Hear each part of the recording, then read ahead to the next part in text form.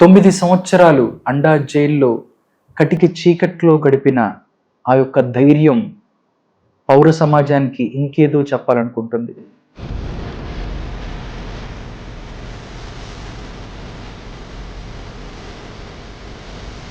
నిజంగా 9 సంవత్సరాల విలువైన సమయం భార్య బిడ్డలతో గాని వీళ్ళతో సంబంధం లేకుండా ఎక్కడో చీకట్లో మగ్గిపోయిన రోజులు తలుచుకుంటుంటే ఏమనిపిస్తుంది మీకు? ఎప్పుడైనా కుటుంబ సభ్యులు వస్తే అండాసల నుంచి బయటికి వచ్చి వాళ్ళతో ములాఖాత్ దొరుకుతుందని ఎదురు చూస్తూ ఉంటారు.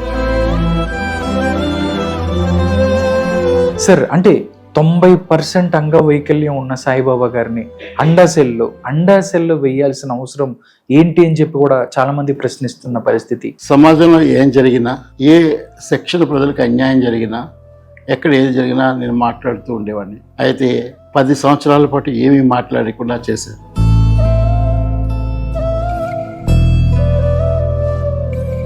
పెద్ద గోడలు ఉంటాయి, మధ్యలో చీకటి ఉంటుంది, కటికి చీకటి, అక్కడి నుంచి అసలు ఏం కనిపించదని కూడా చాలా మంది మాట్లాడుకుంటున్న పరిస్థితి. జైల్లో ఉన్న పరిస్థితుల్లో నా ఆరోగ్యం పాడవడం, అలాగే ఎటువంటి మెడికల్ ట్రీట్మెంట్ దొరకకపోవడం వల్ల, ఇవ్వకపోవడం వల్ల మరింత నా పరిస్థితి దారుణమై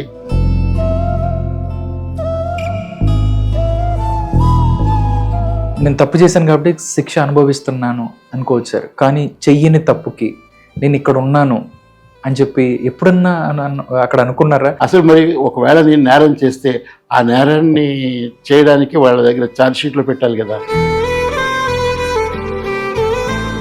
పిల్లలకి పాఠాలు చెప్పి మంచి బుద్ధులు నేర్పే ఒక ప్రొఫెసర్ని కోవిడ్తో చంపాలనుకుంది. ప్రొఫెసర్ సాయిబాబా అంత నేరం ఏం చేశారు సార్? నేను ఏం నేరం చేశాను, ఏం నేరం చేశారని నా మీద కేసు పెట్టారు, అవన్నీ మీరు చూసినట్లయితే ఛార్జ్ షీట్లో చివరికి హైకోర్టు చెప్పింది. మీ మదర్ చనిపోయినప్పుడు కూడా పెరువులు కూడా రానివ్వకుండా చేసిన పరిస్థితి. మదర్ ఫ్యూనరల్ రైట్స్ కూడా అంటే అంత్యక్రియలు కూడా పాల్గొని కూడా చేసిన వ్యక్తిని కూడా నేను ఒక్కడనే అనుకుంటున్నాను. తల్లి పేగు చూడు ఎలా తల్లడిల్లిపోయేనయ్యా, కళ్ళు మూసి ఎట్టో వెళ్ళిపోకయ్యా. శ్రీలంక, నేపాల్ దేశాలలో మావోయిస్టులతో సాయిబాబాకి సంబంధాలు ఉన్నాయి. నేపాల్కి ప్రధానమంత్రి అయిన వ్యక్తి కలిస్తే అది నేరం అవుతుందా? 9 సంవత్సరాలు విలువైన కాలం పోయింది, మీ వయసు పోయింది, మీరు పడ్డ అక్కడ హింసలు ఇవన్నీ చూసినప్పుడు నా లైఫ్ నాకు ఇవ్వండి అని చెప్పి అడగాలనిపించలేదా? తప్పుడు కేసులు పెట్టడమే ఒక నేరముగా ఇన్వెస్టిగేటింగ్ ఏజెన్సీస్ మీద పెట్టే చట్టాలు కూడా ఏమి లేవు. అందరికీ నమస్కారం, వెల్కమ్ టు భారతీ టీవీ. 10 ఏళ్ల తర్వాత స్వేచ్ఛగా మాట్లాడుతున్నాను అన్న గొంతుక సమాజానికి ఏదో చెప్పాలనుకుంటుంది. 9 సంవత్సరాలు అండా జైల్లో కటిక చీకట్లో గడిపిన ఆ యొక్క ధైర్యం పౌర సమాజానికి ఇంకేదో చెప్పాలనుకుంటుంది. నేను ఎవరి గురించి మాట్లాడుతానో ఇప్పటికి మీకు అర్థమైపోయి ఉంటుంది. ప్రొఫెసర్ సాయిబాబా గారు. నేను ప్రొఫెసర్ సాయిబాబా గారితో ఉన్నాను. సార్ని అడిగి మరిన్ని విషయాలు తెలుసుకుందాం. ఆయన ఏం చెప్పాలనుకుంటున్నారు పౌర సమాజానికి, మరిన్ని విషయాలు ఇప్పుడు తెలుసుకుందాం. నమస్కారం సాయిబాబా గారు. నమస్తే సార్. బషీర్బాగ్ ప్రెస్ క్లబ్లో మీరు ఉద్వేగంగా మాట్లాడుతూ 10 ఏళ్ల తర్వాత స్వేచ్ఛగా మాట్లాడుతున్నాను అని చెప్పి మాట్లాడిన పరిస్థితి. ఏం చెప్పాలనుకుంటున్నారు సమాజానికి? ఎందుకంటే మీ యొక్క ధైర్యం ఏదైతే ఉందో, అంటే చెయ్యని నేరానికి 9 సంవత్సరాలు అండా జైల్లో గడిపారు మీరు. ఎంతోమంది మీకు అభిమానులు ఉన్నారు, మిమ్మల్ని అభిమానించే వాళ్ళు ఉన్నారు. ఇప్పుడు బయటకు వచ్చిన పరిస్థితి, నిర్దోషిగా బయటకు వచ్చిన తర్వాత మీరేం చెప్పాలనుకుంటున్నారు? ఇది చాలా సంక్లిష్టమైన సమయం, సంక్షోభమైన సమయం. ఈ సంక్షోభం ఇంకో రకంగా నేను జైలు నుంచి రాస్తూ కటిక చీకటి రోజులు అని చెప్పాను. దానికి కారణం కేవలం నన్ను అరెస్ట్ చేసి తప్పుడు కేసులో నిర్బంధించడమే మాత్రం కాదు, అదొకటి కాదు. ఇప్పుడు మొత్తం సమాజంలో జరుగుతున్న విషయాల గురించి నేను మాట్లాడుతున్నాను. అలా మాట్లాడకుండా నేను దాదాపు 10 సంవత్సరాలు ఉన్నాను. అంతకుముందు 10 సంవత్సరాల కంటే ముందు సమాజంలో ఏం జరిగినా, ఏ సెక్షన్ ప్రజలకు అన్యాయం జరిగినా, ఎక్కడ ఏది జరిగినా నేను మాట్లాడుతూ ఉండేవాడిని. నేను మాట్లాడకుండా ఉండలేకపోయేవాడిని. అయితే 10 సంవత్సరాల పాటు ఏమీ మాట్లాడకుండా చేశారు. అదే సందర్భంలో నా గొంతు ఒక్కటే కాదు, అణిచివేయబడింది, నిశ్శబ్దం చేయబడింది. మొత్తం దేశంలోని పౌర సమాజంలో అనేక గొంతులు మోగిపోయాయి. ఆ గొంతులన్నీ జైల్లో లేవు, కానీ బయట ఉండి కూడా మోగిపోయేటట్టు చేసిన పరిస్థితి మన ముందు కనపడుతుంది. అలాగే 10 సంవత్సరాలు నాకు స్వేచ్ఛ లేకపోవడం వల్ల నేను మాట్లాడలేకపోయాను. ఈ కేసు నుంచి బయటకు వచ్చిన తర్వాత హైకోర్టు 2 సార్లు నన్ను నిర్దోషిగా ప్రకటించిన తర్వాత బయటకు వచ్చిన హైదరాబాద్ రాలేకపోయాను. నేను నమ్ముకున్న ప్రజలు కలవలేకపోయాను, వాళ్ళతో మాట్లాడలేకపోయాను.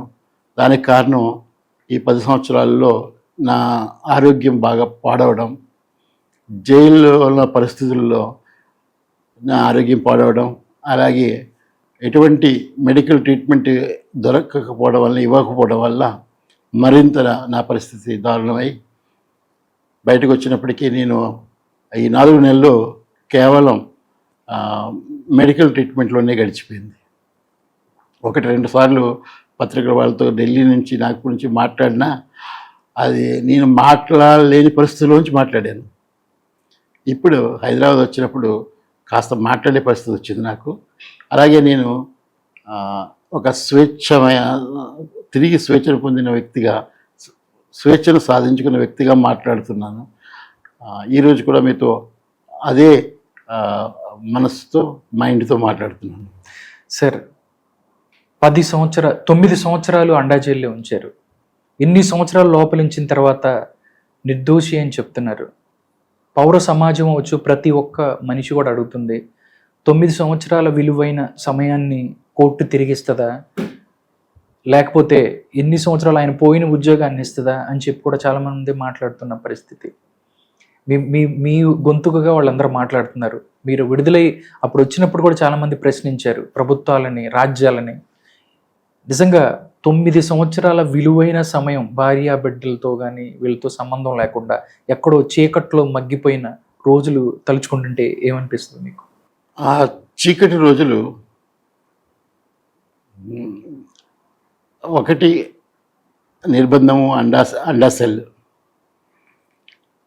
దానిపైన 2 సంవత్సరాల మధ్యలో కోవిడ్ పరిస్థితి. అవును, బయట లాక్డౌన్, జైలే ఒక లాక్డౌన్ మాకు, ఆ లాక్డౌన్ మీద ఇంకొక లాక్డౌన్, మళ్ళీ లాక్డౌన్. అప్పుడు అసలు లెటర్స్ రాయడానికి లేదు, ములాఖాత్ లేదు, న్యూస్ పేపర్స్ ఆపేశారు, ఎటువంటి కమ్యూనికేషన్ జైలుకి బయటికి లేకుండా చేశారు. ఒక్క 5 నిమిషాలు ఫోన్ కాల్ ఇచ్చారు కొన్నిసార్లు, అప్పుడప్పుడు. అది తప్ప మరి ఇంకేది లేదు. ఆ 5 నిమిషాల ఫోన్ కాల్లో ఎవరు బతుకున్నారు బయట, ఎవరు చనిపోయారనే సమాచారం తప్ప ఇంకొక మాట్లాడడానికి కూడా ఏమి లేదు. అన్నీ కూడా, అది కూడా పూర్తిగా మాట్లాడడానికి నాకు కానీ మిగిలిన జైల్లో ఉన్న ఇతర ఖైదీలకు కానీ ఆ విషయాలు కూడా పూర్తిగా మాట్లాడుకోవడానికి కూడా అవకాశం ఉండేది కాదు. అంత కఠినమైన రోజులు. అది బహుశా మొదటి ప్రపంచ యుద్ధం, రెండో ప్రపంచ యుద్ధంలో చిక్కుకున్న దేశాలు ముఖ్యంగా యూరోప్లో ఎలా ఉండేవో అలాంటి పరిస్థితులు. అది మనము అసలు వర్ణించనలే కాని పరిస్థితులు. అండాసెల్లో ఉన్న వాళ్ళు ఎవరి కోసమే ఎదురు చూస్తారు. ఎప్పుడైనా కుటుంబ సభ్యులు వస్తే అండాసెల్ నుంచి బయటికి వచ్చి వాళ్ళతో ములాఖాత్ దొరుకుతుందని ఎదురు చూస్తూ ఉంటారు. ఆ 2 సంవత్సరాలు అది కూడా లేదు. బయట నుంచి ఎవరో వస్తే ఇంకా ఏదైనా బయట ప్రపంచం గురించి తెలుసుకోవాలంటే న్యూస్ పేపర్స్, అవి కూడా లేవు. ఇంకా ఏదైనా మూడోది లెటర్స్ వస్తాయేమో అని ఎదురు చూడడం. లెటర్స్ వస్తే ఆ లెటర్స్లో కుటుంబ సభ్యులకు సమాచారం అందుతుందేమో, ఆ లెటర్స్ కూడా ఆపేశారు. 2 years లెటర్స్ కూడా ఆపేశారు. అలాంటి పరిస్థితుల్లో అండాసెల్లో ఉండడం మరింత కష్టం. జైల్లోనే కష్టం అయితే జనరల్ బ్యారక్స్లో కూడా కష్టమే, కానీ అండాసెల్లో మరింత కష్టం. ఎందుకంటే గోడలు తప్ప, ఈ కటకటాలు ఊసలు తప్ప ఇంకేమి కనిపించదు. రెండో వ్యక్తి కూడా కనిపించడు, పక్కనున్న సెల్లో ఉన్న వ్యక్తి కూడా కనిపించడు. అలాంటి పరిస్థితుల్లో నువ్వు ఒంటరిగా ఉండాలి. లాక్డౌన్ కాబట్టి రోజు 15 గంటలు లాకప్లో ఉంచేవారు. కానీ అది ఈ కోవిడ్ పీరియడ్లో 24 అవర్స్, అంటే ఇక ప్రతిరోజు లాకప్లోనే ఉండాలి. అంటే ఎప్పుడు తెల్లారుతుంది, ఎప్పుడు సాయంత్రం అవుతుంది కూడా తెలియని పరిస్థితి. అంతేకాకుండా అసలు వాళ్ళకి జైల్లో ఎటువంటి ఫుడ్ పెట్టలేకపోయిన పరిస్థితి, మెడిసిన్స్ లేవు, డాక్టర్స్ లేరు. అలా మా కళ్ళ ముందే ఒకరి తర్వాత ఒకరు చనిపోవడం ఈ కోవిడ్ ద్వారా. అసలు ఎంత భయంకరమైన ఒక బీభత్స వాతావరణం. ఎవరు ఎప్పుడు చనిపోతారో తెలియదు.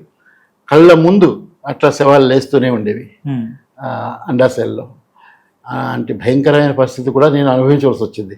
అసలు ఒక డిజేబుల్డ్ పర్సన్గా అండాసెల్లో ఉండగలగటమే కష్టం సార్. నేను అది దాంట్లో మళ్ళీ ఈ కోవిడ్ పీరియడ్లో అవును ఇంకా కష్టం. అటువంటిది అసలు చరిత్రలో బహుశా అలాంటి జరిగి ఉండకపోవచ్చేమో అనేది ఒకటి. రెండోది, అండాసెల్లో 1 సంవత్సరం 2 సంవత్సరాల కంటే ఎక్కువ పెట్టారు ఎవరిని. మెంటల్ బ్యాలెన్స్ కోల్పోయి సైకలాజికల్ పేషెంట్స్గా తయారవుతారు అక్కడ. ఇంత సుదీర్ఘంగా అండాసెల్లో ఉంచిన వాడిని నేను ఒక్కడిని అక్కడ. అయితే అది అండాసెల్లోంచి ఎవరినైనా 1 or 2 yearsలో బయటకు వచ్చినప్పటికీ కూడా మానసిక సంతులనం కోల్పోయిన వాళ్ళే కానీ ఉన్నవాళ్ళు కూడా లేరు. కానీ నేను బయటకు వచ్చినప్పుడు అండాసెల్ నుంచి నాకు కూడా అట్లానే అనిపించింది. అసలు నేను ఎక్కడున్నా నాకు తెలిసేది కాదు. అంటే ఒక బ్రెయిన్లో ఒక పిక్చర్ అలాగా ఉండిపోయేది. సార్, అంటే 90% అంగవైకల్యం ఉన్న సాయిబాబా గారిని అండాసెల్లో వేయాల్సిన అవసరం ఏంటి అని చెప్పి కూడా చాలా మంది ప్రశ్నిస్తున్న పరిస్థితి.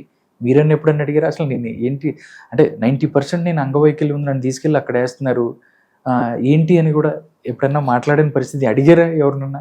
అందరినీ అడిగాను, జైలు అధికారిని అడిగాను, కోర్టుని అడిగాను, కోర్టుకి లెటర్స్ రాశాను, పిటిషన్స్ వేశాను. ఎవరు ఏ సమాధానం ఇప్పటి వరకు చెప్పలేదు. ఇప్పుడు దాకా చెప్పలేదు. ఎందుకంటే అండాసెల్లో రూల్ ప్రకారం ఎవరిని పెడతారు, వాళ్ళు రాసుకున్న రూల్స్ ప్రకారం కరుడుగట్టిన తీవ్రవాది, ఇక అన్ని రకాలుగా రిఫార్మ్ తీసుకురావడానికి అవకాశం లేని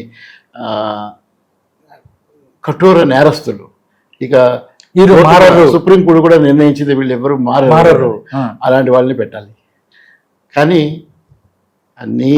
నన్ను పెట్టారు, నాతోటి ఉన్న వాళ్ళు చాలామంది ఆదివాసులు పెట్టారు, ఏ నేరము చేయలేని ఆదివాసులు కూడా పెట్టారు.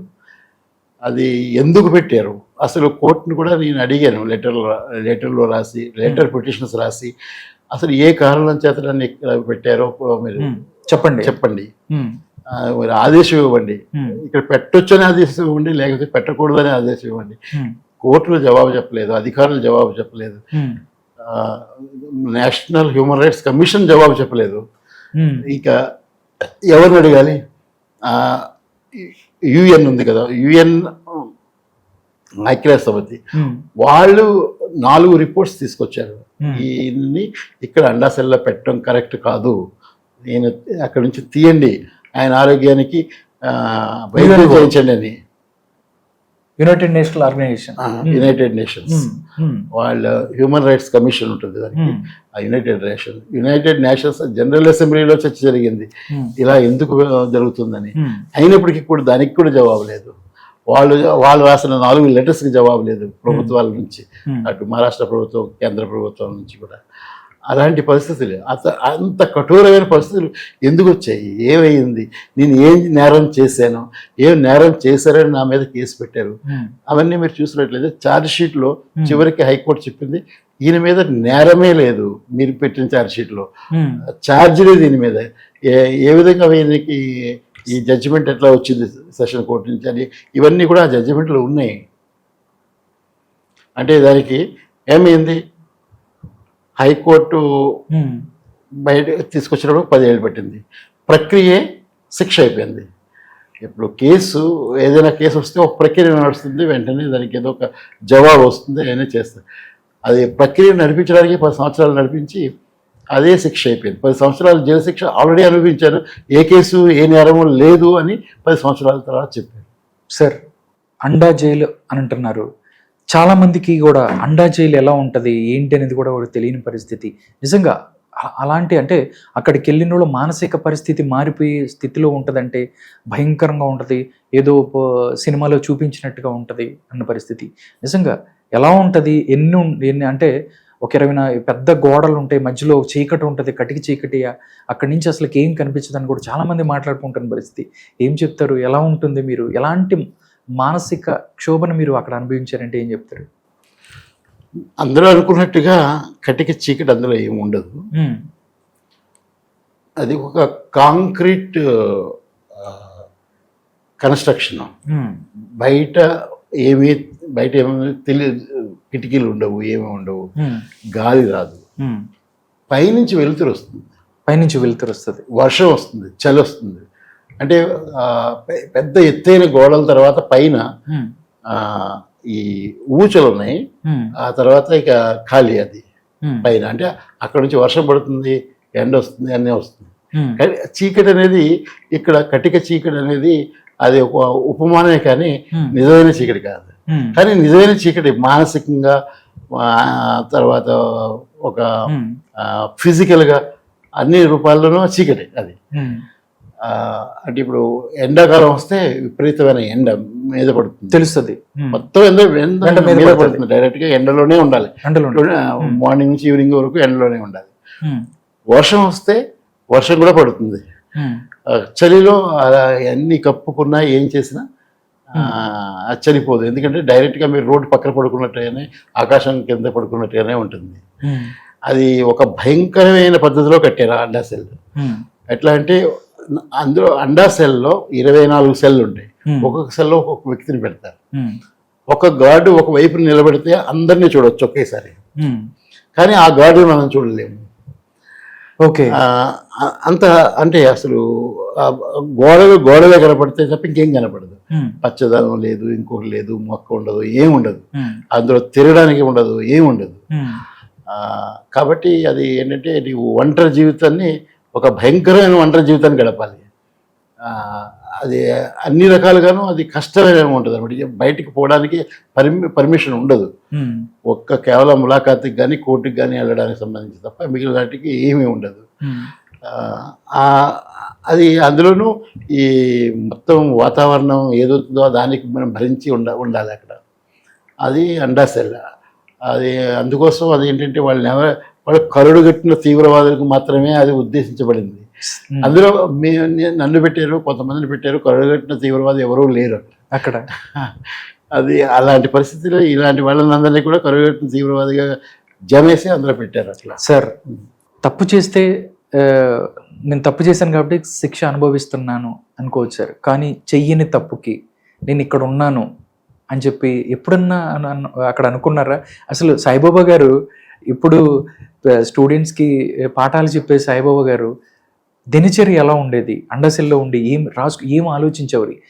ఈ సమాజం గురించి ఆలోచించేవాళ్ళ, లేకపోతే నాకెందుకు ఇలా అయిందని ఆలోచించేవాళ్ళ? ఎంతమంది ప్రజలు ఇలాగే ఈ చట్టాల ద్వారా ఇలా శిక్షింపబడుతున్నారు అని చెప్పి మెంటల్ ప్రాసెస్ ఎలా ఉండేది? ఏం ఆలోచించేవాళ్ళు సాయిబాబా గారు అక్కడ? ఒకటి అండసెల్లో ఒక తీవ్రమైన ఒత్తిడి ఉంటుంది మైండ్ మీద, అందరికీ ఉంటుంది, నాకు కూడా ఉంది. కానీ దాన్ని జయించడానికి ఏం చేయాలి? నెంబర్ 1 పుస్తకాలు చదవడం, రాసుకోవడం. మనం అక్కడ నుంచి పుస్తకాలు చదివితే అండాసెల్ నుంచి బయటికి వెళ్ళిపోతుంది మైండ్. ఆ బుక్లో ఏముందో అక్కడికి వెళ్తారు, అక్కడికి వెళ్తుంది. కానీ ఎంతసేపు చదవగలుగుతాం? ఎంతసేపు? రోజులు నెలలు. రెండోది రాసుకోవడం, రాయడం కూడా ఎంతసేపు చేయగలుగుతాం? ఇవి రెండు కాకుండా నాకు నేను కాపాడుకోవాలి అంటే ఏం చేయాలి? అక్కడ ఉన్న వాళ్ళకి చదువు చెప్పాను. అండాసెల్లో ఒక వింగులో ఉన్న వాళ్ళకి 5-6 ఉంటారు ఒక వింగులో. వాళ్ళ ఆదివాసులు, దళితులు, వాళ్ళే నాతో ఉన్నవాళ్ళు, నా వాళ్ళు అనుకునేవాళ్ళు. వాళ్ళు కూడా అంతే, మిగిలిన వాళ్ళకి ఎవరో నేరం చేసి వచ్చిన వాళ్ళు కాదు. వాళ్ళకి నేను రోజు పాఠాలు చెప్తుండేవాడిని. అంటే లాకప్ తీసిన తర్వాత కొన్ని గంటలు ఉంటాయి. లాకప్ తీసిన కొన్ని గంటల్లో ఏవైతే ఉన్నాయో అందరూ కలవడానికి ఉంటుంది. అందరూ అంటే ఒక వింగ్లో ఉన్న 5, 6, 7, 8 మంది ఉంటారు, వాళ్ళు కలవచ్చు లాకప్ తీసినప్పుడు. లాకప్ తీసినంతసేపు వాళ్ళకి నేను పాఠాలు చెప్తూ ఉండేవాడిని, వాళ్ళు నేర్చుకునేవారు. మళ్ళీ లాక్ చేసేస్తే మనం చదువుకోవటం, ఇట్లా రాసుకోవడం, ఇట్లా ఇప్పుడు మార్చు. కానీ హెల్త్ పాడవడం వల్ల అదొక పెయిన్, వాళ్ళు డ్యామేజ్ చేశారు నర్వ్ సిస్టమ్ అంతా పోలీసులు. దాని కారణంగా పెయిన్, విపరీతమైన పెయిన్, షూటింగ్ పెయిన్ ఉండేది స్పైన్లో, హ్యాండ్లో డ్యామేజ్ చేసిన నర్వ్ సిస్టమ్. వాటి నుంచి బయటపడడానికి మెడిసిన్స్ ఇవ్వరు, ఇంటి దగ్గర నుంచి మెడిసిన్స్ తీసుకుని వస్తే అది కూడా ఇవ్వరు. అట్లాంటి పరిస్థితి కల్పించారు. నిజంగా వాళ్ళు ఎవరైతే చెప్పారో కరుడుగట్టిన తీవ్రవాదులు, గ్యాంగ్స్టర్స్ కూడా మెడిసిన్స్ దొరుకుతాయి, కానీ సాయిబాబాకు దొరకలేదు. చాలా కష్టం మీద, అది కూడా వసంత బయట నుంచి NHRCకి వెళ్ళి ఇంటర్నేషనల్గా వెళ్ళి అన్నిటి మీద ప్రెషర్ పెడితే అప్పుడప్పుడు దొరికేవి. అలాంటి పరిస్థితి కూడా నాకు ఉంది. కానీ నేను అన్నిటినీ జయించడానికి నాకున్నాయి 3. 1 రాయడం, 2 చదవడం, 3 చదివించడం. జైల్లో కూడా పాఠాలు చెప్పారు. జైల్లో పాఠాలు చెప్పాను. ఆదివాసుల్ని, కొంతమంది ఆదివాసుల్ని, కొంతమంది దళితుల్ని వాళ్ళ అక్షరాలతో మొదలుపెట్టి డిగ్రీ పాస్ అయ్యారు. అంటే అది ఎంత కష్టమైన విషయం చూడండి. పుస్తకాలు లేకుండా వాళ్ళకి అక్షరాల దగ్గర నుంచి చదివి చెప్పి, పుస్తకాలు ఇవ్వరు, వాళ్ళకి చదవవలసిన పుస్తకాలు వాళ్ళు ఇవ్వరు, వాళ్ళకి ఇవ్వరు. ఇగ్నో కోర్సెస్ కంప్లీట్ చేశారు, డిగ్రీ పాస్ అయ్యారు, ఫస్ట్ క్లాస్లో వచ్చారు కొంతమంది. అలా వాళ్ళు, అంటే అది నా కృషి కంటే కూడా వాళ్ళ కృషి చాలా ఎక్కువ. ఎందుకంటే ఆ ఏజ్లో, అది 25, 24 ఇయర్స్ ఏజ్లో చదువు మొదలుపెట్టి అంతవరకు వెళ్ళగలగడం అంటే 7 సంవత్సరాల్లో మొత్తం డిగ్రీ వరకు వెళ్ళి ఆ డిగ్రీ పాస్ అయ్యి ఫస్ట్ క్లాస్లో పాస్ అయ్యారంటే వాళ్ళకి ఎంత చదువు మీద వాళ్ళకి ఎంత కోరిక ఉంది. కానీ ఏ కారణాల వలన, ఏ సామాజిక ఆర్థిక పరిస్థితుల వలన చదువుకోలేకపోయారు, వాళ్ళ స్కూల్కి వెళ్ళలేకపోయారు. కానీ అక్కడికి వచ్చి జైల్లో అవకాశం దొరికిన వెంటనే చిన్న చిన్న కేసులు, అలాంటి కేసుల్లో ట్రయల్ ఉండదు, బెయిల్ ఉండదు, విడుదల ఉండదు, అట్లా మగ్గిపోతున్నారు. అలాంటి వాళ్ళని ఈ చదువు మీద వాళ్ళకి ఎంత కోరిక ఉంది, చదువుకుంటే ఎంత బాగుంటుంది అనే సంగతి. అట్లా వాళ్ళు కొంతమంది గ్రాడ్యుయేట్స్ కూడా అయ్యారు. ఆ మిగిలిన సమయం, లాకప్లో లేని సమయం అంతా మొత్తం వాళ్ళ కోసం వెచ్చించేవాడిని. అట్లా అనేక రకాలైన ఈ 3 కాకుండా కొన్ని ఎంగేజ్మెంట్స్ అట్లా పెట్టుకోవడం. తర్వాత మిగిలిన వాళ్ళకి మొత్తం జైల్లో ఉన్న ఖైదీలకి ఎవరైనా సరే అడిగితే పిటిషన్స్ రాయడం. అంటే వాళ్ళకి చాలా మందికి లాయర్స్ లేరు. మోస్ట్ 85% ఆఫ్ ద పీపుల్ వాళ్ళంతా పూర్. వాళ్ళ ఫ్యామిలీస్ కూడా లీగల్గాను మద్దతు చేయలేవు, ఆర్థికంగానూ మద్దతు చేయలేవు. అలాంటి వాళ్ళకి కోర్టుకి లెటర్స్ రాసి వాళ్ళ ఛార్జ్ షీట్ తీసుకుని లాయర్స్తో మాట్లాడి ఫ్రీగా కొంతమంది చేపించి ఇట్లా చేస్తూ కొన్ని వందలాది లెటర్స్. అలాగే కోవిడ్ పీరియడ్లో వాళ్ళకి సుప్రీంకోర్టు ఆదేశాల మేరకు చాలామందిని వదిలిపెట్టాలి. కానీ జైలు అధికారులు, రాష్ట్ర ప్రభుత్వం వదిలిపెట్టవు. వాళ్ళకి పిటిషన్స్ హైకోర్టుకి రాస్తే హైకోర్టు కన్సిడర్ చేసి చాలా మందిని వదిలిపెట్టారు. అంటే కొంతమందికి మీద కేసులు ఉంటే వాళ్ళు మళ్ళీ తిరిగి వస్తాము అని చెప్పి రాసిచ్చి వదిలిపెట్టారు కొంతమందిని. కొంతమందికి కేసులు వాళ్ళకి నిజంగా శిక్ష పడితే ఎంత టైం పడుతుందో దానికంటే రెట్టింపు జైల్లో ఉన్న వాళ్ళని విడుదల చేయించడానికి లెటర్స్ రాయడము. ఇట్లా వందలు వేలాది లెటర్స్ రాసి వాళ్ళందరికీ కూడా చేయడము. ఇలాంటి అనేకమైన ఎంగేజ్మెంట్స్ కల్పించుకుంటూ చేస్తూ వాళ్ళకి నలుగురికి సహాయపడేటట్టుగా చేస్తూ, అది అండా సెల్ మామూలుగా ఇవన్నీ లేకపోయినట్లయితే అండా సెల్లో మానసిక సమతుల్యం చెడిపోయే పరిస్థితి చాలామందికి అట్లా అయ్యింది. అక్కడ అయ్యింది కూడా. అది ఇన్ని పనులు చేసుకుంటూ పోతుంటే అది అండా సెల్లో ఓడించడానికి ఓడించారు మార్గం. చివరికి ఓడించారు అండాసెల్ని. అండాసెల్ని ఓడించాలి, జైలుని ఓడించాలి అంటే మనం బయట ఎంత యాక్టివ్గా పనిచేస్తామో దానికంటే ఎక్కువ యాక్టివ్గా పనిచేస్తే మాత్రమే అది అవుతుంది. మనము మానసికంగా సరైన పరిస్థితుల్లో ఉండడానికి అవకాశం ఉంటుంది అని చెప్పొచ్చు. కానీ అందరికీ అలా అవ్వడం కూడా కష్టమే. ఉదాహరణకి కోవిడ్ పీరియడ్లో అదే సార్, నేను అక్కడికే వస్తున్నాను సార్. అక్కడ చూసుకున్నట్టయితే ప్రొఫెసర్ సాయిబాబాకి మందులు ఇవ్వకుండా చంపాలని చూసింది రాజ్యం. మందులు ఇవ్వలేదు, కోవిడ్ అంటించి చంపాలనుకుంది అని చెప్పి చాలామంది కూడా చెప్పుకుంటున్న పరిస్థితి. నిజంగా అలాంటిది జరిగిందా? ఏమి ఒక ప్రొఫెసర్ పిల్లలకి పాఠాలు చెప్పి మంచి బుద్ధులు నేర్పే ఒక ప్రొఫెసర్ని కోవిడ్తో చంపాలనుకుంది. ప్రొఫెసర్ సాయిబాబా అంత నేరం ఏం చేశారు సార్ వాళ్ళ దృష్టిలో? అది మీరే చెప్పాలి. మీకు తెలుసు, నేను 4 నెలలైంది బయటకు వచ్చి. 10 ఏళ్లకు నాకు బయట ప్రపంచంలో ఏం జరుగుతుందో, ఏం చర్చ జరుగుతుందో తెలియదు. ఇప్పుడు మీరు చెప్తుంటే చాలా విషయాలు తెలుస్తున్నాయి నాకు. అంటే అసలు ఏమి నేరం చేశానని వాళ్ళు అనుకున్నారు ఏంటి కదా, అది మీరే చెప్పాలి నాకు. అసలు మరి ఒకవేళ నేను నేరం చేస్తే ఆ నేరాన్ని చేయడానికి వాళ్ళ దగ్గర ఛార్జ్ షీట్లో పెట్టాలి కదా, విట్నెసెస్ పెట్టాలి కదా, ఎన్ని ఎందుకు లేవు? అంటే వాళ్ళు చెప్పడం ఏంటంటే 23 మంది సాక్షుల్ని విచారించారు, దగ్గరగా 41 వస్తువుల్ని వాళ్ళు పరిశీలన చేసి ఇవన్నీ చేశారు. అంటే సాయిబాబా నేరం చేశాడును, లేకపోతే మావోయిస్టులతో సంబంధాలు ఉన్నాయి. ఇంకా నేను భయంకరంగా ఇంకోటి చెప్పిందంటే శ్రీలంక, నేపాల్ దేశాలలో మావోయిస్టులతో సాయిబాబాకి సంబంధాలు ఉన్నాయి. ఏంటి సార్ ఇవన్నీ చూసుకున్నప్పుడు నవ్వుకుంటారా? ఏంటి నవ్వు వస్తుందా లేకపోతే ఏంటి? ఒకటి 23 విట్నెస్లు ఉన్నారు, కానీ వాళ్ళు ఎవరు? ప్రభుత్వ అధికారులు, పోలీసులు. ఇండిపెండెంట్ విట్నెస్లు ఎవరు, ఎంతమంది అనేది ప్రశ్న. అది నేను కదా అడిగేది, హైకోర్టు. రెండోది, ఎవరైనా ఇండిపెండెంట్ విట్నెస్ ఉంటే వాళ్ళు ఎవరు, వాళ్ళు ఏం చెప్పారు, ఇది కూడా పరిగణలోకి తీసుకోవాలి. నెంబర్ 1. మరి అట్లా అయితే ఒక కాంక్రీట్ నేరం చూపించాలి, ఒక ఇన్సిడెంట్ చూపించాలి, ఈ ఘటన జరిగింది, ఇలా జరిగింది అని చూపించాలి. అవన్నీ ఏం లేవు కేసులో. అదంతా హైకోర్టు జడ్జిమెంట్లో ఉంది, మీరు ఒకసారి చూడండి. ఇకపోతే వాళ్ళు ప్రచారం చేయడంలో ఇంటర్నేషనల్ నక్సలైట్ అని అవన్నీ ప్రచారం చేశారు. అయితే కేసులో ఏముంది అనేది తెలియాలి. దానికి సంబంధించి ఇప్పుడు ఏవో కొన్ని ఫొటోస్ తీశారు. ఇది ప్రధానమంత్రి అయిన తర్వాత కలిశాడు నన్ను. ఒక దేశానికి ప్రధానమంత్రి నన్ను కలిస్తే అతను ఒక పెద్ద మావోయిస్ట్ అయ్యాడా? ఇంటర్నేషనల్ మావోయిస్ట్ కలిస్తే అంటే నేపాల్కి ప్రధానమంత్రి అయిన వ్యక్తి కలిస్తే అది నేరం అవుతుందా? అది చెప్పడానికి అసలు జరిగిన దానికి సంబంధమే లేదు. ఒక మానవ హక్కుల కోసం మాట్లాడేవాడు, పోట్లాడేవాడు వ్యక్తి ఒక దేశం ప్రధానమంత్రి వచ్చి కలిస్తే అతను ప్రధానమంత్రి మావోయిస్టా, టెర్రరిస్టా?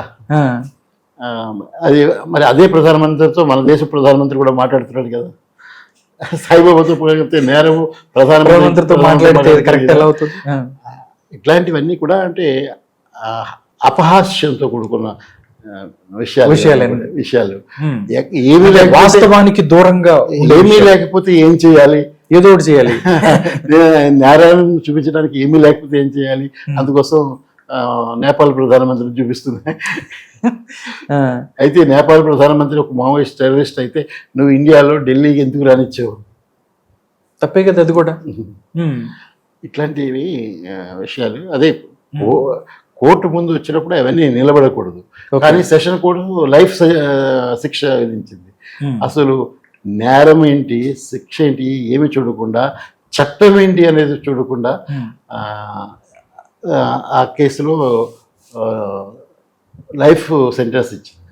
ఓకే, ఒక నార్మల్గా విద్యార్థులకు పాఠాలు చెప్పే సాయిబాబాని, అంటే చాలామంది పౌర హక్కుల కోసం పోరాటాలు చేస్తున్నారు, వాళ్ళ మీద కూడా ఆంక్షలు ఉన్నాయి, చాలామంది ఉన్నారు. ప్రొఫెసర్ సాయిబాబానే టార్గెట్ చేయడానికి మెయిన్ కారణం ఏంటి అని చెప్పి అంటే ఏం చెప్తారు సార్? నిజంగా అంటే ఓన్లీ సాయిబాబా గారి మీదకే ఎందుకు వచ్చారు? వాళ్ళు అరెస్ట్ రోజు చూపించిన విప్లవ సాహిత్యం దొరికిందంటారు, ఇంకేదో దొరికినాయి అని చెప్పిన మాటలు నిజంగా ఓన్లీ సాయిబాబానే టార్గెట్ అవడానికి కారణం ఏంటి? అంటే ప్రజలందరూ కూడా ఎవరికి మీరు 9 సంవత్సరాలు అక్కడ ఉన్నారు, మీతో మాట్లాడే మీ మాటలు వింటున్నప్పటికీ కొన్ని సందేహాలు జనాల్లో ఉండిపోయాయి. సమాజానికి తెలియాలి, వాళ్ళకి ప్రజలకి తెలియాలి, వాళ్ళు తెలుసుకోవాలి. ఎందుకు సాయిబాబాని టార్గెట్ చేశారు అంటే దానికి కొన్ని రీజన్స్ ఏదైనా చెప్పగలుగుతారా మీరు? కొన్ని రీజన్స్ ఏమి లేవండి, ఒకటే ఒక కారణం ఉంది. ఆ కాలంలో అంటే 2009 నుంచి 2014 వరకు ఆ కాలంలో నేను ఆదివాసుల హక్కుల గురించి మాట్లాడాను. ఆదివాసుల హక్కుల గురించి మాట్లాడడం అంటే ఆనాడు అప్పుడున్న ప్రభుత్వం ఆపరేషన్ గ్రీన్ హంట్ పేరు మీద ఆదివాసులని గ్రామాల నుంచి గ్రామాలను ఖాళీ చేసి ఆదివాసులు కొంతమందిని చంపేసి గ్రామాలను ఖాళీ చేసి ఆ గ్రామాల్లో ఉన్న ఇళ్ళని కాల్చివేసి చేసిన సందర్భాలన్నీ ఉన్నాయి. దానికి కారణం ఏంటంటే అక్కడున్న ఆదివాసీ ప్రాంతాల్లో ఉన్న ఈ ఖనిజాలను తవ్వడానికి అమ్ముకోవడానికి ఎంఓయూస్ మెమోరాండం ఆఫ్ అండర్స్టాండింగ్ విదేశీ కంపెనీల నుంచి ఇండియా కంపెనీలతో కలిపి చేశారు. కొన్ని వందల వేల ఎంఓయూస్ వాళ్ళు ఆ రోజున సైన్ చేశారు. ఈ మినరల్స్ అన్ని ఈ ఖనిజ సంపద అంతా కూడా ఈ ఆదివాసీ ప్రాంతాల్లో ఉన్నాయి. ఇదే ఆదివాసీ ప్రాంతాల్లో ఫారెస్ట్ ఉంది, కొండలు ఉన్నాయి, పర్వతాలు ఉన్నాయి, ఆదివాసులు ఉన్నారు. అందులో కొన్ని ప్రాంతాల్లో నక్సలైట్లు కూడా ఉన్నారు. అయితే మేము మాట్లాడింది చేసింది ఏమంటే అది ఒకవేళ ఇన్ని ఎంఓయూస్ అమలు అయితే ఎక్కడ మైనింగ్ జరిగితే ఆదివాసీ ప్రాంతం అంతా సర్వనాశనం అయిపోతుంది, ఆదివాసీ జీవితాలు సర్వనాశనం అయిపోతాయి. వాళ్ళు ఆ కొండలు పర్వతాలు ఫారెస్ట్ నుంచి బయటకు వస్తే వాళ్ళు జీవించలేరు. వాళ్ళకి ఈ బయట ప్రపంచంలో వాళ్ళు ఒక ఏ స్కిల్ లేకుండా వచ్చి అక్కడ బతకలేరు కాబట్టి వాళ్ళు కూడా చనిపోతారు. ఎలా చనిపోతారో కూడా తెలియదు. దాన్ని ఒక జెనోసైడ్గా మారుతుంది, అంటే జన సంహారంగా మారుతుంది. దాంతో 10 కోట్ల మంది ఆదివాసులు ఉన్న ఈ దేశంలో చాలామంది కోట్ల ఆదివాసులు అంతరించిపోతారు. ఇది ఇంతకు ముందు అమెరికాలోను, ఆస్ట్రేలియాలోను, న్యూజిలాండ్లోను ఈ యూరోపియన్స్ బ్రిటిష్ వాళ్ళు వెళ్ళి అక్కడ ఆదివాసులు అందరూ చంపేసిన పరిస్థితి ఎప్పుడైతే ఉందో 17, 18, 19 శతాబ్దాల్లో మొత్తం తుడిచిపెట్టేసి ఒక్కరిని లేకుండా వీళ్ళే ఆ దేశాలని ఆక్రమించుకొని చేశారు. అలాంటి పరిస్థితి మనకి ఇక్కడ వస్తుంది. ఈ ఆదివాసులు మొత్తం అందరినీ కూడా తుడిచివేసి అదంతా మనం కబలించలేము, బయట ఉన్న వాళ్ళు కబలించే పరిస్థితి వస్తుంది. 17 నుంచి 19 శతాబ్దంలో మానవ హక్కుల గురించి, పౌర హక్కుల గురించి అంత నాలెడ్జ్ లేని సందర్భాల్లో సాధారణ ప్రజలు కూడా అది జరిగింది. అది కనుమరుగైంది, ఎవరు లేవనెత్తలు అయిపోయారు. కానీ ఈ 21st సెంచరీలో జరగడానికి వీలేదు. ఈ ఆదివాసులు మనం హక్కుల్ని వాళ్ళని రక్షించాలి, ఇక్కడ మైనింగ్ ఇవన్నీ జరగడానికి లేదు అని నేను మాట్లాడాను. అప్పుడు ఒక forum against war on people, అంటే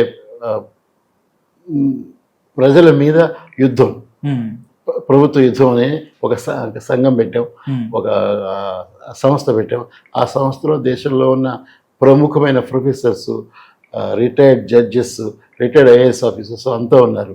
వాళ్ళు నన్ను కన్వీనర్గా పెట్టుకున్నారు, నేను కోఆర్డినేట్ చేశాను. కాబట్టి అది బంద్ చేయించాలని, ఈ ఎంఓఎస్లు అమలుపరచాలని ఇలా నేను మాట్లాడింది.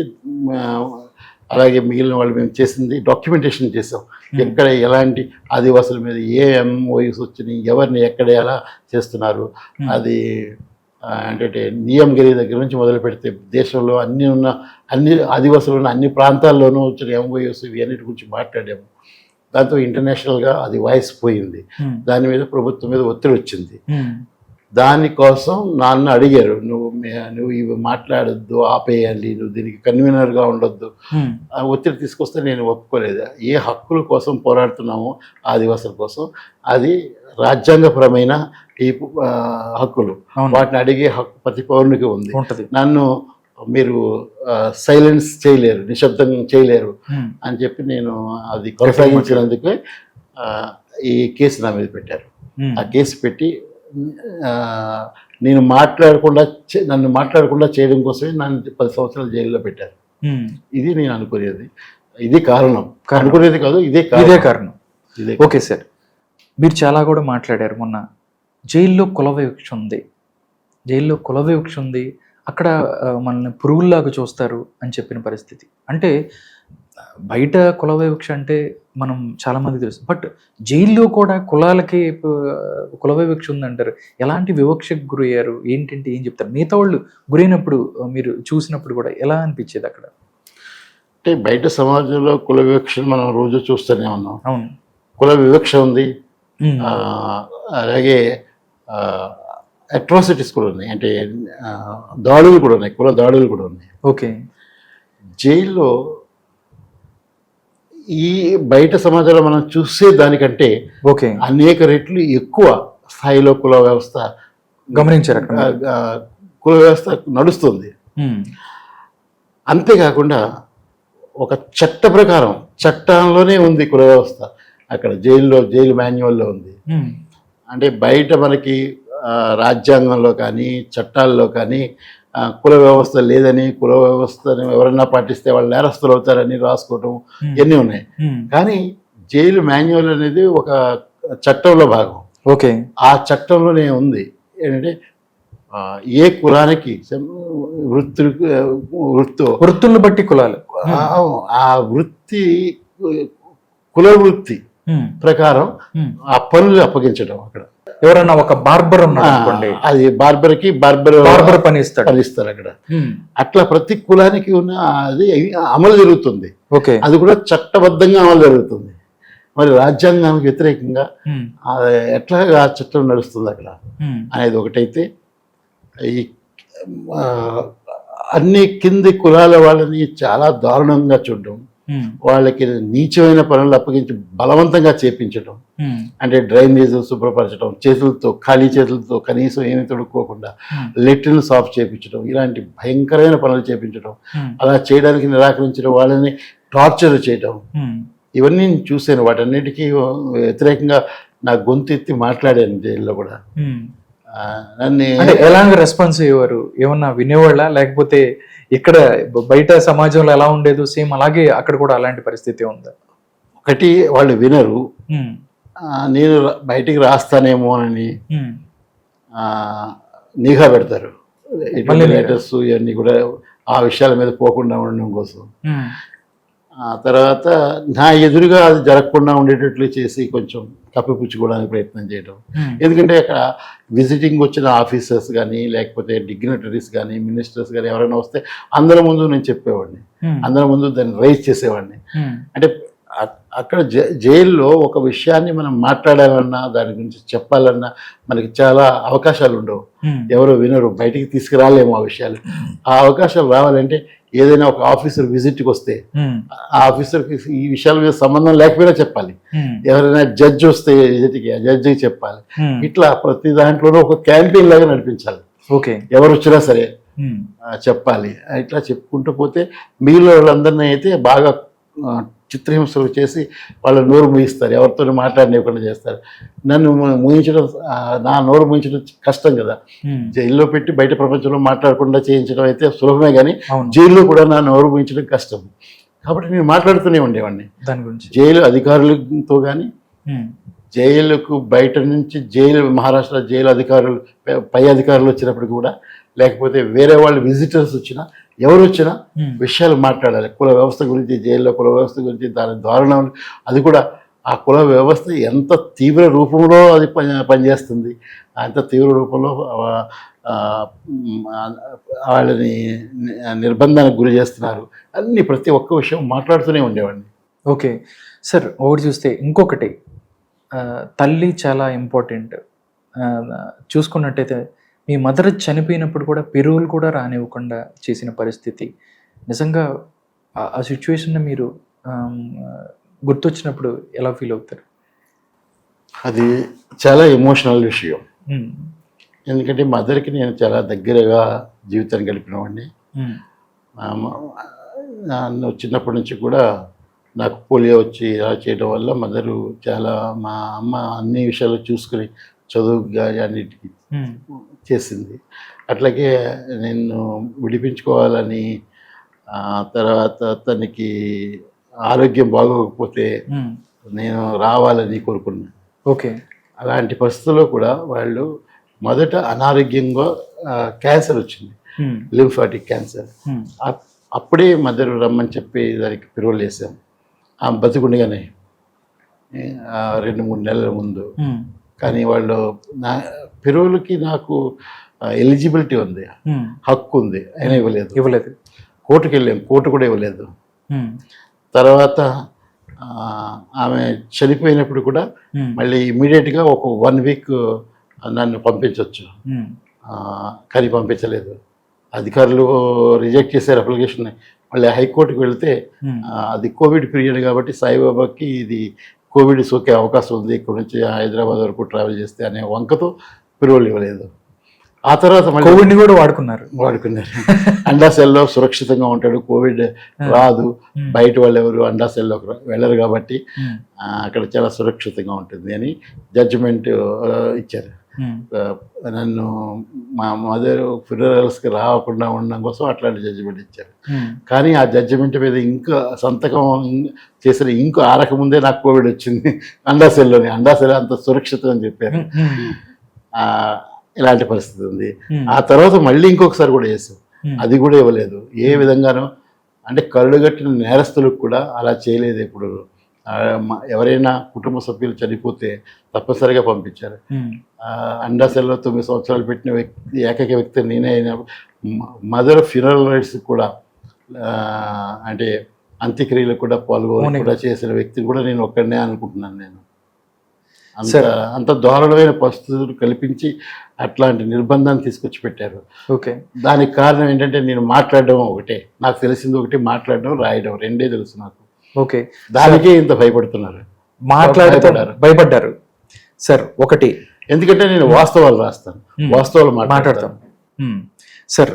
ఒకటి ఎందుకంటే భారత న్యాయ వ్యవస్థ గురించి వీళ్ళందరితో అందరూ మాట్లాడేటప్పుడు చెప్తారు, 100 మంది నేరస్తులు తప్పించుకున్నా పర్లేదు, ఒక నిర్దోషికి ఏమి చేయని వాళ్ళకి శిక్ష పడకూడదు అని చెప్పి ఫస్ట్ చెప్తూ ఉంటారు. మీ విషయంలో దానికి పూర్తిగా ఆపోజిట్ అనొచ్చుకోవచ్చా ఏంటి? 100 మంది తప్పు చేసిన వాళ్ళని వదిలిపెట్టవచ్చు, కానీ ఎవరైతే ఒక మంచి ఆయన్ని మనం శిక్షించకూడదు అని చెప్పిన భారత శిక్షా స్మృతి సాయిబాబాని ఆ కోణంలో ఎందుకు చూడలేకపోయింది? 9 సంవత్సరాలు విలువైన కాలం పోయింది, మీ వయసు పోయింది, మీరు పడ్డ అక్కడ హింసలు ఇవన్నీ చూసినప్పుడు నా లైఫ్ నాకు ఇవ్వండి అని చెప్పి అడగాలనిపించలేదా? న్యాయస్థానాలని, ప్రభుత్వాలని, రాజ్యాలని నాకెందుకు ఇలా చేశారు, నా జీవితంలో 10 సంవత్సరాలు మీరు ఎలా తీసుకుంటారు అని చెప్పి ఈ చొక్కా పట్టుకొని నిలదీయాలనిపించలేదా? ఈ ప్రశ్నలు చాలా ముఖ్యమైనవి. అవి ఈ ప్రశ్నలు ఈ విధంగానే లేవనెత్తినంతనే వచ్చేదేం లేదు. దీనికి ఒక పరిష్కారం కొనుక్కోవాలి. ఇప్పుడు సాయిబాబా ఈ సంబంధించిన 10 సంవత్సరాలు పోవడమే కాదు, సమాజంలో ఇంకెంతమందికి ఇట్లా జరుగుతుంది. చాలామంది 14 సంవత్సరాల తర్వాత 15 సంవత్సరాల తర్వాత నిర్దోషిగా ప్రకటిస్తున్నారు. అలాంటి కేసులు ఎన్నో ఉన్నాయి. దీన్ని నిరోధించడానికి ఒక చట్టం ఉండాలి. దీనికి ఒక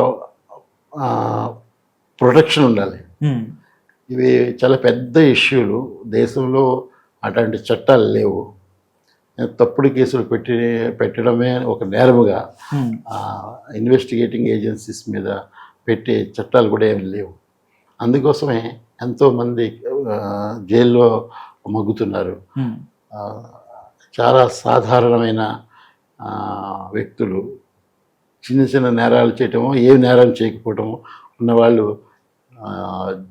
జైల్లో ట్రయల్ లేకుండా, బెయిల్ లేకుండా నడుస్తున్నారు.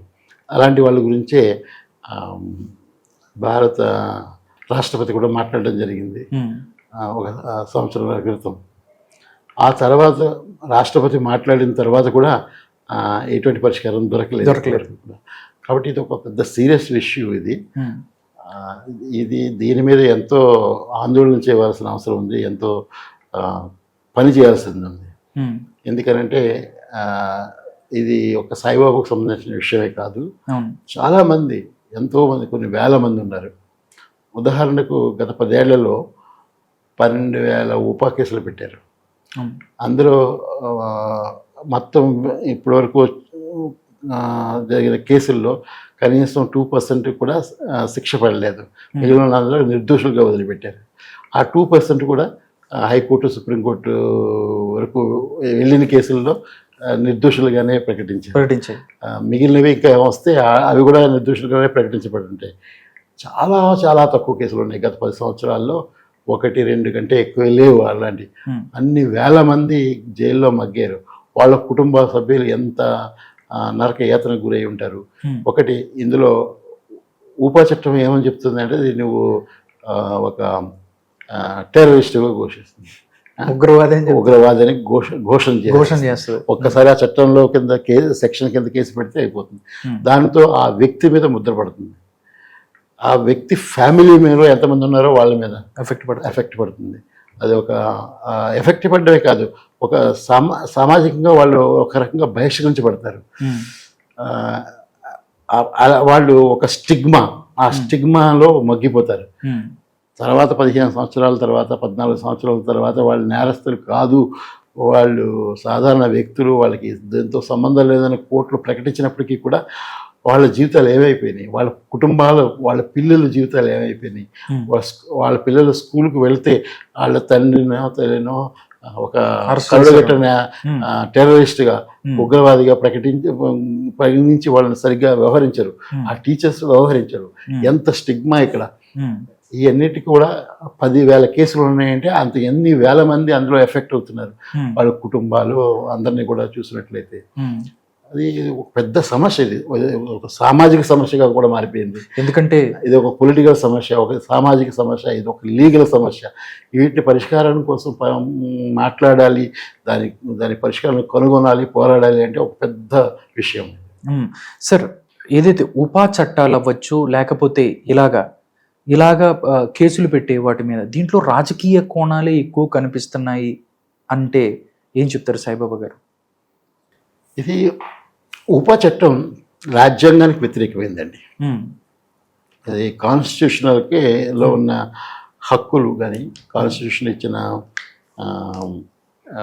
ఈ ఒక ప్రొటెక్షన్స్ కానీ అన్నిటినీ వ్యతిరేకమైంది.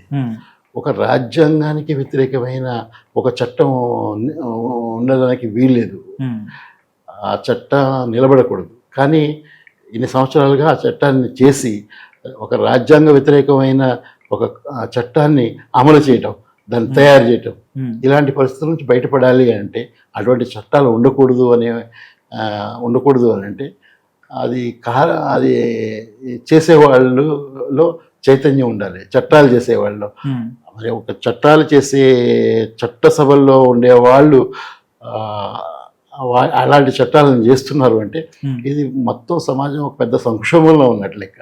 ఓకే, ఆ దాంట్లో బయటపడాలి అంటే ఇటువంటి చట్టాలు, రాజ్యాంగ వ్యతిరేక చట్టాలు అమలు కాకుండా వాటిని రద్దు చేయాలి అని చెప్పేసి ఒక ప్రజాస్వామిక హక్కుల ఉద్యమం గట్టిగా లేకపోవడంతో ఇలాంటి చట్టాలు అమలవుతున్నాయి. ఈ చట్టాలు ప్రత్యేక చట్టాలుగా అంటారు. చాలా దేశాల్లో ఉండవు, ఉన్నా కూడా అవి రాజ్యాంగానికి వ్యతిరేకమైనవి అక్కడెక్కడ ఉంటాయి. ఇది మన దేశంలో అయితే చాలా ప్రమాదకరమైనది ఈ చట్టం. ఓకే, దీనికి సంబంధించి ప్రొఫెసర్, ఎందుకంటే ఆదివాసీల కోసం ఎన్నో పోరాటాలు చేసిన ప్రొఫెసర్ సాయిబాబా ఏదైతే ఉపా లాంటి చట్టాలు అవ్వచ్చు, లేకపోతే రాజ్యాంగానికి వ్యతిరేకంగా ఉన్న చట్టాల మీద ఏదన్నా పోరాటం చేసే అవకాశం ఉందా? ఎందుకంటే ఇలాంటి చట్టాల వల్లే మీ 10 సంవత్సరాల జీవితం కూడా చీకట్లోనే గడిచిపోయిన పరిస్థితి. దానివైపు ఎప్పుడన్నా దీని గురించి, అంటే మీరవ్వచ్చు, ఇప్పుడు కాకపోయినా కానీ ఫ్యూచర్లో చాలామంది ఎవరైతే ఉన్నారో ఇలాంటి చట్టాల్లో మిస్యూజ్ అవ్వటం వల్ల వాళ్ళ జీవితం పాడైపోయే అవకాశం ఉంది. దీని వైపు ఎప్పుడన్నా ఆలోచించాడా ప్రొఫెసర్? ఈ చట్టం మిస్యూజ్ అనేది విషయం కాదు, చట్టమే మిస్యూజ్. అసలు చట్టమే కరెక్ట్ కాదంట. చట్టమే కరెక్ట్ కాదు, అది యూజ్ అనేది లేదు, ఇక అంత మిస్యూజ్. ఎందుకంటే ఆ చట్టమే తప్పు. రాజ్యాంగంలో ఉన్న ఆర్టికల్స్కి వ్యతిరేకమైంది ఆ చట్టం. రాజ్యాంగంలో ఉన్న అన్ని ఆర్టికల్స్కి వ్యతిరేకమైంది. అది చట్టమే తప్పు. అది మిస్యూజ్ అనేది ఇంకా క్వశ్చన్ లేదు, ఎందుకంటే ఆ చట్టమే మొత్తం ఒక మిస్యూజ్. అది యూజ్ అనేది లేదు అందులో, మిస్యూజ్ తప్ప. ఓకే, అదొకటి. రెండోది, ఇటువంటి చట్టాలు చేసేవాళ్ళు అది ఒక రాజకీయంగా ఆ చట్టాలను చేస్తారు. అందుకని ఆ చట్టమే ఒక రాజకీయమైన చట్టం అది. ఓకే, ఓకే, అది అటువంటి చట్టాలు అవసరం లేదు. ఓకే, ఆ చట్టాలు లేకుండా ఒకవేళ ఎక్కడైనా వచ్చిన తీవ్రవాదులు ఎవరైనా ఉంటే వాళ్ళని శిక్షించడానికి ఎన్నో చట్టాలు ఉన్నాయి. ఓకే, ఒక రాజ్యాంగబద్ధమైన చట్టాలు ఉన్నాయి. అది కాకుండా ఇలాంటి చట్టాన్ని ఉపయోగించుకోవాలనుకోవటం. అలాగే ఇప్పుడు మహారాష్ట్ర ప్రభుత్వం ఇంకొకటి తీసుకొచ్చింది, ప్రత్యేక జన సురక్షణ చట్టం అని తీసుకొచ్చారు. అది ఇంకా ప్రమాదకరమైంది. అందులో కనీసం ఊపాలో ఉన్న కొన్ని ప్రొటెక్షన్స్ కూడా లేవు. ఇట్లాంటి చట్టాలు ఎందుకు వస్తున్నాయి? మనకు ఒక రాజ్యాంగం ఉంది, ఆ రాజ్యాంగం కొన్ని హక్కులను ఇచ్చింది, కొన్ని పరిమితులను ఇచ్చింది, కొన్ని అన్నీ ఇచ్చింది. అటువంటి రాజ్యాంగానికి వ్యతిరేకమైన చట్టాలు తీసుకురావడం చాలా ప్రమాదకరమైన దేశానికి, అది ప్రజలకి కూడా. ఈ రోజున ఏంటంటే ఒక 10,000 కేసులు ఉన్నాయని, కానీ ఎవరి మీద పెట్టారు 10,000 కేసులు? అమాయకుల మీద, ఎటువంటి ఉగ్రవాద చర్యలతో సంబంధం లేని వాళ్ళ మీద. ఇలాంటి అవి నిలబడవు కేసులు, కానీ వాళ్ళ జీవితాలు మాత్రం నాశనం అవుతున్నాయి. అంతకన్నా ఇంకొక విషయం చెప్పాలంటే, మొదటి నుంచి కూడా మొదట టాడా చట్టం ఉంది. అది నేను కాలేజ్ చదువుకున్న రోజుల్లో ఆ టాడా చట్టానికి వ్యతిరేకమైన ఆందోళన ఉద్యమంలో నేను పాల్గొన్నాను. ఆ టాడా చట్టం రద్దయ్యే వరకు ఆ ఉద్యమంలో ఉన్నాను నేను. ఆ రద్దయింది ఆ ఉద్యమం వల్లనే, పౌర హక్కుల ఉద్యమం వల్ల రద్దయింది. ఆ రద్దయిన తర్వాత పోటా చట్టం తీసుకొచ్చారు. పోటా చట్టం ఏంటి? మొత్తం టాడాలో ఉన్న అన్ని సెక్షన్లు కలిపి పోటా సెక్షన్ తీరు మార్చారు, కానీ చట్టం అది. మళ్ళీ దానికి వ్యతిరేకంగా నేను పోరాడాను. అది ప్రత్యక్షంగా డైరెక్ట్గా నిలబడి పోరాడాను దాని మీద. అది పోయింది ఆ పోరాటంలో. పోయిన కొద్ది సంవత్సరాలకి మళ్ళీ ఊపా తీసుకొచ్చి, ఊపాలో ఏముంది? టాడాలో ఉన్నదే పోటాలో ఉన్నదే ఊపాలోకి వచ్చింది. దానికి వ్యతిరేకంగా పోరాటం మారతనే తప్ప ఏదైతే దాంట్లో ఏదైతే రూల్స్ అండ్ రెగ్యులేషన్స్ ఉన్నాయో అవి మారిన సెక్షన్స్ అన్ని అవే ఉంటున్నాయి. సెక్షన్ నెంబర్లు మారితే కానీ అన్ని మొత్తం వర్డింగ్ ప్రతి శబ్దం కూడా అదే. ఆ చట్టాన్ని కూడా వ్యతిరేకంగా పోరాడుతూ ఉన్న సమయంలోనే నన్ను అదే చట్టం ఉపయోగించి అది జైలుకి పంపించారు. అయినప్పటికీ కూడా ఈ రోజు కూడా ఆ చట్టానికి వ్యతిరేకంగా మొత్తం పౌరులందరూ మాట్లాడాలి, గళమెత్తాలి. ఎస్, దానికి వ్యతిరేకంగా కంటవెత్తి నిలబడాలి. ఓకే సార్, 2 క్వశ్చన్స్తో ముగిస్తాను సార్. మావోయిస్టుల ఉద్యమం ఇలాంటి ఇప్పుడు పరిస్థితుల్లో అవసరమా అనే ప్రశ్నకు సమాధానం ఏమన్నా ఉందో? అది అవసరం లేదా అనేది ప్రజలు మీరు నిర్ణయించాలి. అంటే అలాంటి ప్రశ్నలకు సమాధానం నా దగ్గర లేదు. రెండవది, అంటే ప్రజలకి ఏ ఉద్యమాలు అవసరమో ఆ ఉద్యమాలు కొనసాగుతాయి. ప్రజలకు అవసరం లేని ఉద్యమాలు కొనసాగవు. ఉద్యమాలు ఎన్నో రకాలైన ఉండొచ్చు. ఉదాహరణకి హిందుత్వ ఉద్యమం కూడా ఉంది, ఇంకా అనేక రకాల ఉద్యమాలు ఉండొచ్చు. ఇజ్రాయెల్లో యహూదీ ఉద్యమం ఉంది. ఉద్యమాలు ఎక్కడ వస్తాయి, ఎప్పుడు వస్తాయి, వాటికి ప్రజా ఆదరణ ఎక్కడ ఉంటుంది, అది చరిత్ర నిర్ణయిస్తుంది. సాయిబాబా నిర్ణయించడు, జడ్జిమెంట్ చెప్పలేడు. ఓకే సార్, నిజంగా మనం చూసినట్టయితే సాయిబాబా ఎప్పుడు పౌర హక్కుల గురించి పోరాటం చేశాడు, ఆదివాసీల గురించి పోరాటం చేశాడు, దళితుల కోసం పోరాటం చేశాడు.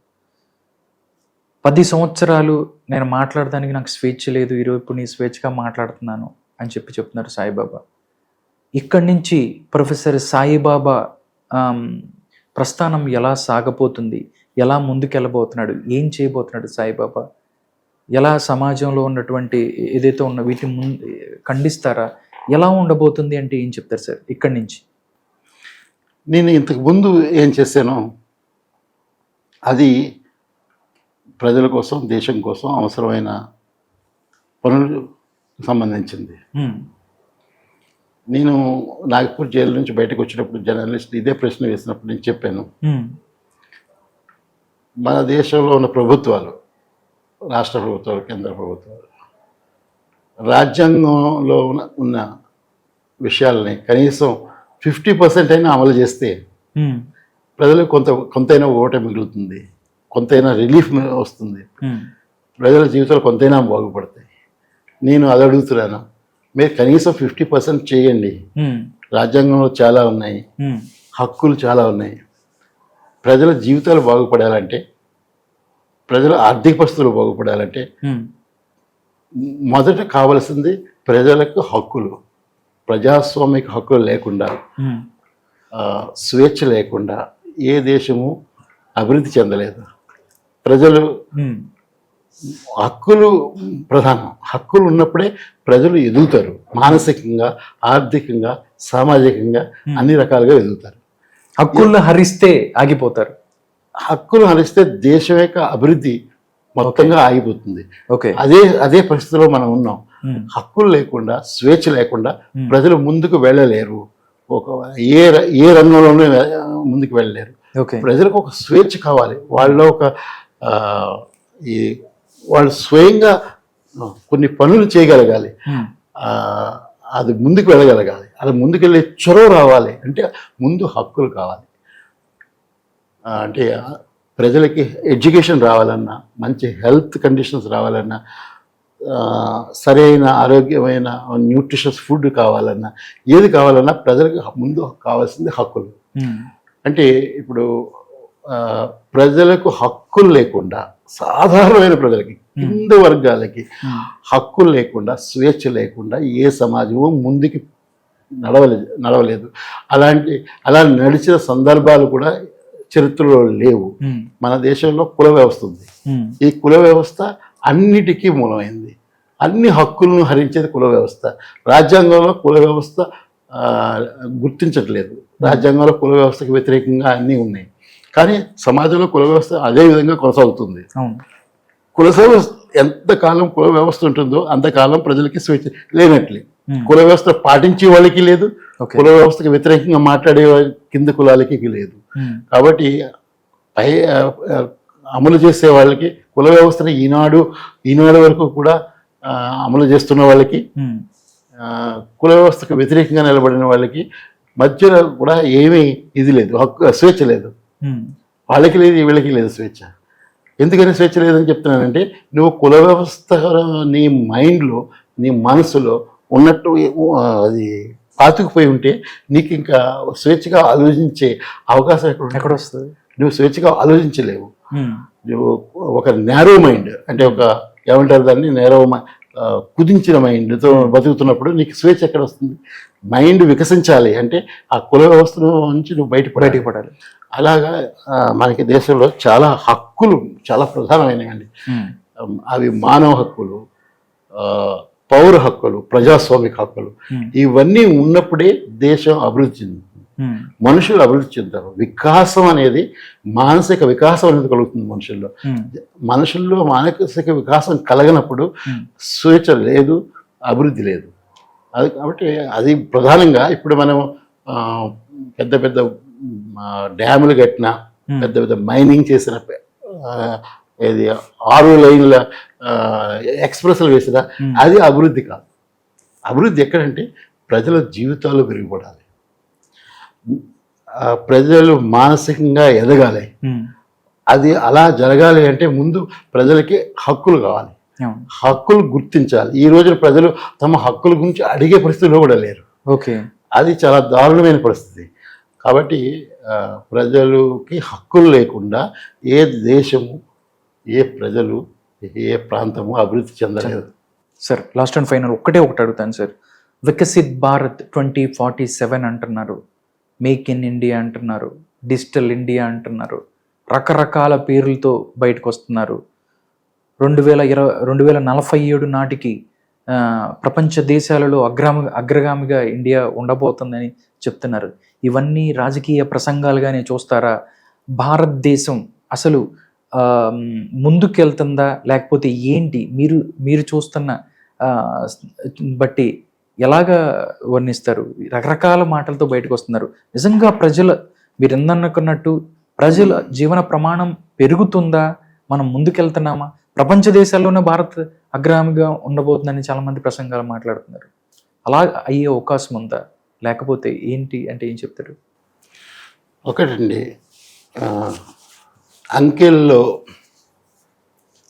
గారడీలు ఉమ్, లేకపోతే చేతల్లో గారడీల వల్ల ఏమీ జరగదు. అది ఇదంతా ఎట్లా ఉందంటే, ఇది ప్రపంచంలోనే 3వ అగ్రదేశం, 4వ అగ్రదేశం అని చెప్పడం. అవును, ఒక వికసిత నేను భారత్ ఒక గీత గీసాను అనుకోండి, మీరు వచ్చి దాని పక్కన ఇంకో పెద్ద గీత గీసారు అనుకోండి, ఉమ్, ఇది పెద్ద గీత అని చెప్తాను నేను. ఉమ్, మూడో ఆయన వచ్చి ఇంకా పెద్ద గీత గీసాడు అనుకోండి, ఆ మధ్యలో ఉన్నది పెద్ద గీత కాకుండా పోతుంది. ఇదంతా గారడి, ఏం లేదు. అలా కాదు, ప్రధానంగా ప్రజల జీవితాల్లో, అట్టడుగు జీవితాల్లో కోట్లాది మంది రైస్ కానీ గోధుమ కానీ ఇవ్వకపోతే బతికేలేని పరిస్థితి ఉన్న దేశం ఇది. ఉమ్, అంటే 140 కోట్లలో 80 కోట్లకి తిండి లేదు. ఉమ్. మరి అది మూడవ అది ప్రపంచంలో అగ్రగామి దేశాల్లో 3వ దేశంలో ఎలాంటి పరిస్థితి ఉంటుందా? రేపు అమెరికా ఆర్థిక పరిస్థితి కుప్పకూలిపోయింది అనుకోండి, ఉమ్, లేదా చైనా కుప్పకూలిపోయింది, ఇండియా నెంబర్ 1 అవుతుంది. అంటే ఇక్కడ బేదరికం లేదని కాదు, ఇక్కడ ఉన్న పరిస్థితులు మనుషులకి స్వేచ్ఛ వచ్చింది కాదు అని కాదు. ఉమ్, అది కాదు ముఖ్యం. మనకి ప్రజల జీవితాలు మెరుగుపడాలి, వాళ్ళకి హక్కులు ఉండాలి, ఉమ్, ప్రజలందరికీ హక్కులు ఉండాలి. కొంతమందికి హక్కులు ఉండి మెజారిటీకి హక్కులు లేక పరిస్థితిలో హక్కులు ఉన్నట్టే లెక్కలేదు. కొంతమందికి స్వేచ్ఛ ఉండి, కొద్ది మందికి స్వేచ్ఛ ఉండి, మిగిలిన అందరికీ లేనప్పుడు దేశంలో స్వేచ్ఛ లేనట్లే లెక్క వస్తుంది. అదే మెజారిటీ ప్రజలకి స్వేచ్ఛ లేదు కాబట్టి దేశంలోనే స్వేచ్ఛ లేదు. ఇది మనం అర్థం చేసుకోవాల్సిన బేసిక్ అంశాలు, చాలా అదే అంటే ముఖ్యమైన విషయాలు, చాలా లోతైన విషయాలు. ప్రజలకు హక్కు, స్వేచ్ఛ ఎన్ని కావాలంటే కొంత సామాజికమైన స్వేచ్ఛ ఉండాలి, ఆర్థిక స్వేచ్ఛ ఉండాలి, అంటే వాళ్ళకి ఆపర్చునిటీస్ ఉండాలి, అవకాశాలు ఉండాలి. ఇవన్నీ ఎక్కడి నుంచి వస్తాయి అంటే హక్కుల నుంచి వస్తాయి. ప్రజలకు హక్కులు ఉన్నట్లయితే వీటన్నిటి గురించి వాళ్ళే తేల్చుకుంటారు, వాళ్ళే సాధించుకుంటారు. ఓకే, అందుకోసం నేను దాని గురించి నాకు తెలిసిన రోజుల నుంచి కూడా కాలేజ్ డేస్ నుంచి కూడా ఆ హక్కుల కోసం ప్రధానంగా నేను మాట్లాడుతున్నాను, రాస్తున్నాను. హక్కుల కోసం పోరాడే వాళ్ళు ఎవరితో అయినా సరే కలిసి పనిచేస్తున్నాను. అలా అది పరిస్థితి. మీరు ఇప్పుడు చూడండి, ఎంతో మంది జర్నలిస్టులు మీద కేసులు వచ్చాయి ఈ 10 సంవత్సరాల్లోనూ. అది ఎన్నో మీడియా ఛానల్స్ ఒకే రకంగా మాట్లాడడం మొదలైంది. సమాజంలో ఏం జరుగుతుందో కూడా చెప్పడం లేకపోయింది.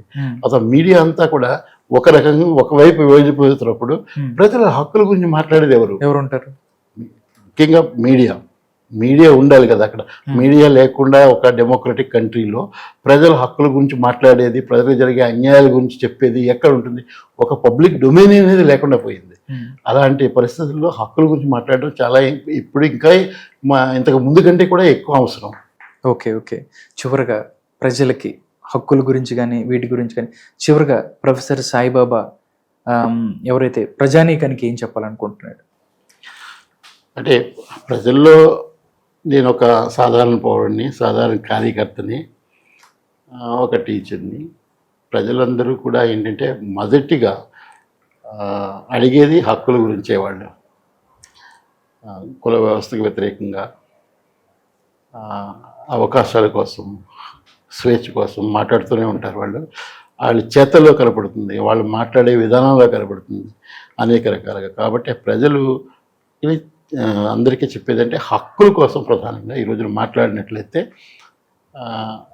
ఈ అణగారిన వర్గాల చాలామంది, అంటే 80% ప్రజలు అణగారిన వర్గాలే ఈ దేశంలో. వాళ్ళందరికీ హక్కుల కోసం మాట్లాడినట్లయితే మీరందరూ కూడా హక్కుల కోసం మాట్లాడాలి, హక్కుల కోసం పోరాడాలి. హక్కులు ఉన్నట్లయితే మిగిలిన అన్నీ మన చేతిలోకి వస్తాయి. కాబట్టి రాజ్యాంగంలో కల్పించిన హక్కులు ఒక మనిషిగా ఉన్న natural rights, democratic rights, political rights, ఇవన్నీ రైట్స్ మనకి చేతిలో ఉండాలి. హక్కులు మన చేతిలో ఉన్నట్లయితే ప్రజలందరం కూడా మన అభివృద్ధి చెందడానికి, మెరుగైన జీవితాన్ని ఏర్పాటు చేసుకోవడానికి ఉంటుంది. కాబట్టి ఈ దేశంలో ప్రజలందరూ, సాధారణ ప్రజలందరూ కూడా ఒక బలమైన హక్కుల ఉద్యమాన్ని లో భాగస్వామి కావాలని నేను కోరుకుంటున్నాను. Thank you so much Saibaba గారు, థ్యాంక్ యూ సో మచ్. ఎందుకంటే మళ్ళీ మీ గొంతుక ప్రజల యొక్క హక్కుల కోసం గళమెత్తాలని కోరుకుంటున్నాము. ఇక్కడి నుంచి మీరు ఏదైతే కోల్పోయిన జీవితంలో మీరు ఏదైతే కోల్పోయారో అదంతా మళ్ళీ మీరు మీ ఫ్యామిలీతో మీతో మీరందరూ హ్యాపీగా ఉండాలని కోరుకుంటున్నాము. ప్రజల కోసం మళ్ళీ పనిచేయాలని కోరుకుంటున్నాము. నమస్కారం సార్. నమస్తే, థ్యాంక్ యూ వెరీ మచ్.